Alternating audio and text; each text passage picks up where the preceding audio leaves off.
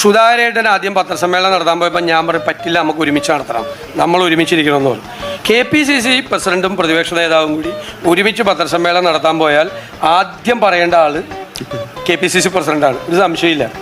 ഇത് അന്നത്തെ ഈ സംഭവമൊക്കെ ഒരു മാധ്യമവും റിപ്പോർട്ട് ചെയ്തില്ല, ഇത് കാരണം ഞാൻ ചെന്നിരുന്നിടത്തായിരുന്നു മൈക്കിരുന്നിരുന്നത്.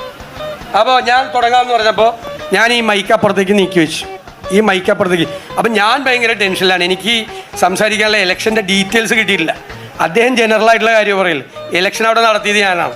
എൻ്റെ ഡീറ്റെയിൽസ് കിട്ടാൻ വേണ്ടി ഞാൻ ഭയങ്കര ടെൻഷനായിട്ടിരിക്കുകയാണ്. അപ്പോൾ അദ്ദേഹം പറഞ്ഞു, അദ്ദേഹത്തിനോട് ചോദിച്ച ഒരു ചോദ്യത്തിന് ഞാനെങ്ങനെ മറുപടി പറയണം? അദ്ദേഹത്തിനോട് സ്പെസിഫിക് ആയിട്ട് ചോദിച്ച ചോദ്യമാണ്. ഞാനിത് നീക്കി വയ്ക്കാൻ കാര്യം, അദ്ദേഹം ഇപ്പുറത്താണ് വന്നിരുന്നത്, അദ്ദേഹം തുടങ്ങാൻ വേണ്ടിയിട്ടാണ് ഞാൻ നീക്കി വെച്ചത്. ഷാഫി പറമ്പിൽ പറഞ്ഞു, നിർബന്ധമായിട്ട് പറഞ്ഞു, പ്രതിപക്ഷ നേതാവിനെ വിളിച്ചാൽ മതി, ഞാൻ സംസാരിക്കുന്നില്ല, വേഗം തീർക്കെന്ന് പറഞ്ഞു. അപ്പോൾ പ്രമോദ് പറഞ്ഞു, ഇല്ല ഷാഫി സംസാരിച്ചേ പറ്റുള്ളത് പറഞ്ഞു. അപ്പോൾ വേണ്ടാന്ന് പറഞ്ഞിട്ട് പ്രമോദിനെ പിടിച്ചു മാറ്റിയ ഒരു പ്രധാനപ്പെട്ട മാധ്യമം ഒരു വാർത്തയും കൂടി കൊടുത്തു. അതാണ് മുല്ലപ്പള്ളി രാമചന്ദ്രൻ വീണുപോയത്. എന്തിനാണ് പച്ചക്കള്ളം പറയുന്നത്?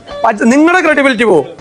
മുല്ലപ്പള്ളി രാമചന്ദ്രൻ എഴുന്നേറ്റ് ഞാൻ പ്രസംഗിക്കാൻ തുടങ്ങിയപ്പോൾ അദ്ദേഹം സീറ്റിലേക്ക് ഇരുന്നു.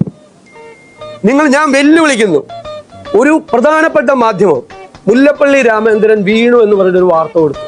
ഞാൻ പ്രസംഗിച്ചപ്പോൾ സീറ്റിലേക്ക് ഞാൻ വെല്ലുവിളിക്കുന്നു. നിങ്ങളുടെ ക്രെഡിബിലിറ്റി എന്തിനാണ്? നിങ്ങൾക്കറിയാലോ ആ ജാഥ ഇന്നലെ എന്തായിരുന്നു? ഞാൻ വേദിയിലുണ്ടായിരുന്നു, ഉടനീളമുണ്ടായിരുന്നു. അവിടെ നടന്ന എന്താണെന്ന് എനിക്ക് കൃത്യമായിട്ട് അറിയാം.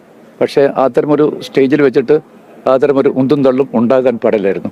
പക്ഷെ ഇത്രയധികം ചാനലുകൾ ഉള്ള കാര്യം അദ്ദേഹം മറന്നുപോയി. അത്തരമൊരു സദസ്സിൽ വെച്ച് അദ്ദേഹത്തിന് പ്രകോപനം ഉണ്ടാകാൻ പാടില്ലായിരുന്നാണ്